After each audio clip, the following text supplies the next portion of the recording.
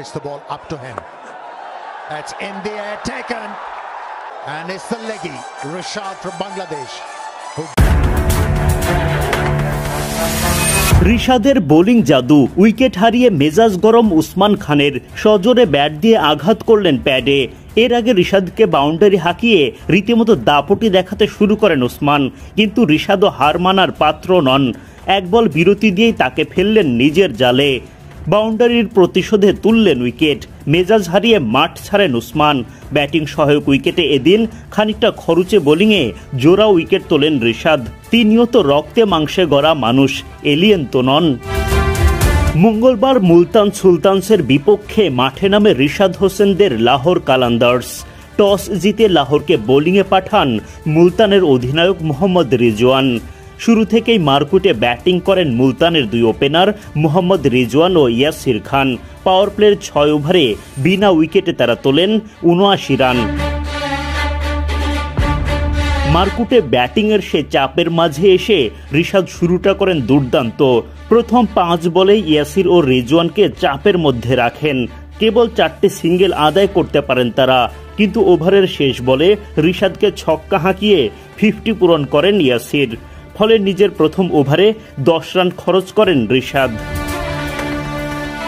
নিজের দ্বিতীয় ওভারে বোলিং করতে এসেও ইয়াসিরের কাছে ছক্কা হজম করেন রিশাদ। এই ওভারে তিনি খরচ করেন 12 রান।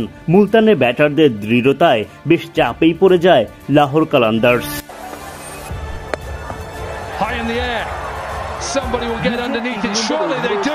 ঠিকই বোলিং জাদু দেখান রিশাদ। বাংলাদেশি এই লেগির বলে রিভার্স সুইপ করতে যান উসমান খান, কিন্তু সুবিধা করতে পারেননি। শর্ট থার্ডম্যান অঞ্চলে ধরা পড়েন আসিফ আফ্রিদির হাতে। 24 বল থেকে 39 রান করে বিদায় নেন উসমান। উইকেট শিকারে উল্লাস রিশাদের। নিজের 4 নম্বর ওভারে এসে আরও একটা উইকেট তোলেন রিশাদ। জামান খানের দারুণ একটা ক্যাচে ফেরান টার্নারকে। ব্যাটিং সহায়ক উইকেটে সব মিলিয়ে 4 ওভার বোলিং করে 45 রান খরচায় জোড়া উইকেট তোলেন রিশাদ। বাংলাদেশ জিম্বাবুয়ের সিলেট টেস্টে নড়বড়ে ব্যাটিংয়ের পরও 112 রানের লিড নিয়েছে বাংলাদেশ। আলোক স্বল্পতায় দিনের খেলা শেষ হয় আগ পর্যন্ত 4 উইকেটে 194 রানের সংগ্রহ পায় তারা। আর 50 দেখা পেয়েছেন অধিনায়ক নাজমুল শান্ত। 1 উইকেটে 57 রান নিয়ে তৃতীয় দিনে ব্যাটিংয়ে নামে বাংলাদেশ। বৃষ্টির কারণে প্রথম সেশনের খেলা পরিত্যক্ত হয়। দ্বিতীয় সেশনের খেলা শুরু হয় দুপুর 1টায়। আগের দিন 28 রানে অপরাজিত ছিলেন মাহমুদুল জয়। 33 রান করে বিদায় নেন ডানহাতি ওপেনার। বাংলাদেশের স্কোরবোর্ডে তখন 73 রান। ক্রিজে এসে হাত খুলে ব্যাট চালান নাজমুল শান্ত। মমিনুল ও অধিনায়ক শান্ত দুজনেই আস্থার সঙ্গে ব্যাটিং করেন। স্কোরবোর্ডে 2 উইকেট হারিয়ে 100 রান তোলে বাংলাদেশ। তৃতীয় উইকেটে 65 রানের জুটি গড়ে বাংলাদেশ দল। এতে জিম্বাবুয়ের বিপক্ষে স্বাগতিকদের লিড 50 পার হয়। মমিনুল ছিলেন 23তম 50-র দ্বারপ্রান্তে। তবে 3 রানের আক্ষেপে 50 মিস করেন মমিনুল। 138 রানে তৃতীয় উইকেট পতন টাইগারদের। কোন সেশনের শেষ মুহূর্তে চিরাচরিতভাবে আবার উইকেট হারালো বাংলাদেশ। মুশফিকুর রহিম 4 রানে আউট। প্রথম ইনিংসও মুশির সংগ্রহ ছিল ঠিক 4 রান। এ নিয়ে টানা 12 ইনিংসে 50 দেখা পেলেন না বাংলাদেশের সবচেয়ে অভিজ্ঞ ব্যাটার। চা বিরতি পর্যন্ত বাংলাদেশ তোলে 4 উইকেটে 155 রান। দ্বিতীয় সেশন শেষে জিম্বাবুয়ের চেয়ে 73 রানে এগিয়ে টাইগাররা। অধিনায়ক শান্ত 44 রানে অপরাজিত ছিলেন।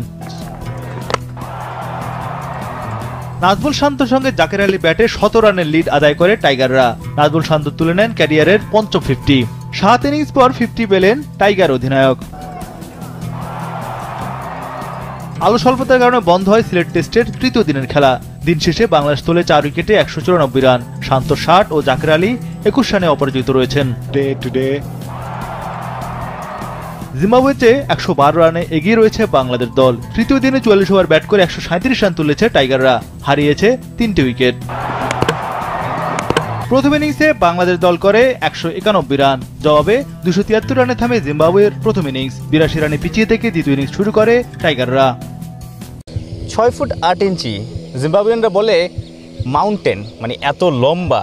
সেই মুজারাবানির বলেই মুশফিকুর রহিম সিলেট টেস্টের দ্বিতীয় ইনিংসে আউট হয়েছেন। 2 ইনিংসেই 4-4। গত 4 ইনিংসেই মুশফিকের সিঙ্গেল ডিজিট। 12 ইনিংসে কোনো 50 নেই। কত ইনিংস সুযোগ পেলে আসলে তিনি 50 হাঁকাবেন অথবা কত ইনিংস সুযোগ দেবে টিম ম্যানেজমেন্ট। 2 ইনিংসেই সিঙ্গেল ডিজিটে আউট হয়ে সমালোচিত মুশফিকুর রহিম 2 ইনিংসেই ভালো ব্যাটিং করেও আক্ষেপে পড়ছেন মুমিনুল হক। প্রথম ইনিংসে 56, পরের ইনিংসে 47। 2 ইনিংসেই সেঞ্চুরি করার দারুণ সুযোগ ছিল, তার প্রিপারেশন ভালো ছিল, সেট হয়ে গিয়েছেন, তারপর আসলে সেই সুযোগটা হেলায় ফেলেছেন। গোড়ালির ইনজুরির চিকিৎসা করতে 27 এপ্রিল ইংল্যান্ড যাবেন পেসার তাসকিন আহমেদ। 29 এপ্রিল ডাক্তার জেমস কাল্টারের অ্যাপয়েন্টমেন্ট পেয়েছেন তাসকিন। বাঁ পায়ের গোড়ালির হাড় বৃদ্ধি পেয়েছে পেসার তাসকিন আহমেদের, যার ফলে বোলিং করতে গেলে ব্যথা অনুভব করেন তিনি। আর এই সমস্যার সমাধান করতে জিম্বাবুয়ে সিরিজের দলে আর রাখা হয়নি তাসকিনকে। উন্নত চিকিৎসার জন্য ইংল্যান্ড পাঠাচ্ছে বিসিবি। ইংল্যান্ড ক্রিকেট বোর্ডের কেন্দ্রীয় চুক্তির ক্রিকেটাররা গোড়ালির চোটের চিকিৎসা করেন যে ডাক্তার, তার কাছেই যাচ্ছেন তাসকিন। আর লন্ডনের ফোর্টিস ক্লিনিকের পায়ের পাতা ও গোড়ালি বিশেষজ্ঞ ডাক্তার জেমস কাল্টার 29 এপ্রিল দেখবেন তাসকিনকে। অস্ত্রোপচার করতে হলে অন্তত 6 মাস মাঠের বাইরে থাকতে হতে পারে তাসকিনকে।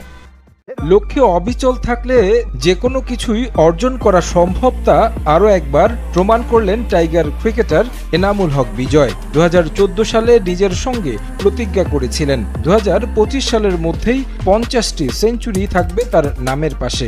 ব্যত্যয় হয়নি এই ব্যাটারের। 25 শেষ হওয়ার আগেই ছুঁয়েছেন নিজের লক্ষ্য। ঢাকা প্রিমিয়ার লিগের ম্যাচে লিজেন্ডস অফ রূপগঞ্জের বিপক্ষে 110 রানের ইনিংস খেলে দলকে জয় উপহার দেওয়ার সঙ্গে স্পর্শ করলেন অনন্য মাইল ফলক, যেখানে একমাত্র বাংলাদেশি এনামুল হক বিজয়।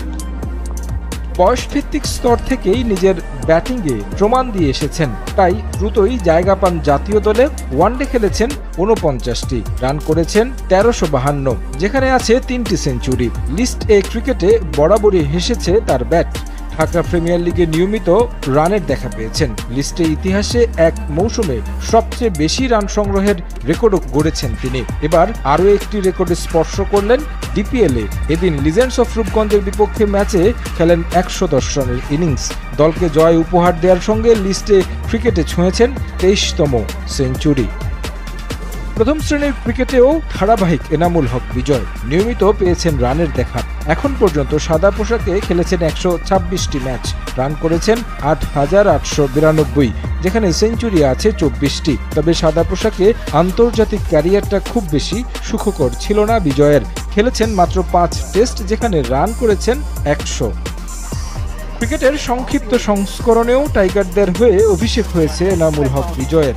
আন্তর্জাতিক অঙ্গনে 20 ম্যাচ খেললেও মাত্র একটি 50 করেছেন। তবে ঘরোয়া এবং ফ্র্যাঞ্চাইজি টি20তে যোগ্যতার প্রমাণ দিয়ে গেছেন। সব মিলিয়ে এই সংস্করণে ম্যাচ খেলেছেন 197টি, রান এসেছে তার ব্যাট থেকে 4180, আর সেঞ্চুরি আছে 3টি।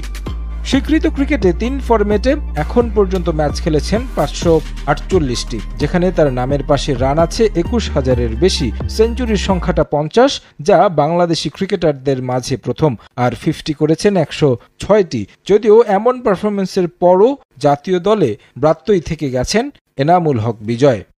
তারেক হাসান শিমুল, সময় সংবাদ। ইংলিশ প্রিমিয়ার লিগে সরাসরি জায়গা করে নেওয়ার রেসে টিকে থাকতে হলে এই ম্যাচটা জিততে হতো হামজা চৌধুরীর শেফিল্ড ইউনাইটেডকে। টার্ফ মোড়ে অবশ্য শুরু থেকে আধিপত্য দেখায় বার্নলি। একটার পর একটা আক্রমণে স্বাগতিকরা কঠিন পরীক্ষা নেয় শেফিল্ডের। বাংলাদেশি তারকা চেষ্টা করে গেছেন দলকে বাঁচানোর জন্য। প্রতিপক্ষকে রুখতে গিয়ে শিকার হয়েছেন ফাউলের, তবে শেষ পর্যন্ত রক্ষা হয়নি। ম্যাচের 28 মিনিটে লিড নেয় বার্নলি, গোল করেন ব্রাউন হিল।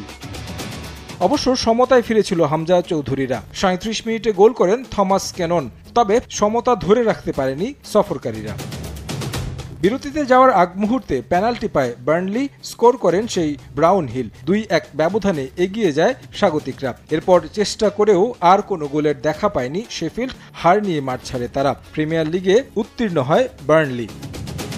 চ্যাম্পিয়নশিপ থেকে প্রিমিয়ার লিগে উত্তীর্ণ হওয়ার আনন্দে মাঠে নেমে আসেন বার্নলি ভক্তরা। উদযাপনে অংশ নিতে গিয়ে এক পর্যায়ে শেফিল্ডের বাংলাদেশি তারকা হামজা চৌধুরীর সঙ্গে বাগবিতণ্ডায় জড়ান। এক পর্যায়ে মুখোমুখি অবস্থানে চলে যান ভক্ত এবং শেফিল্ড তারকা। দ্রুত নিরাপত্তা কর্মীরা হস্তক্ষেপ করেন।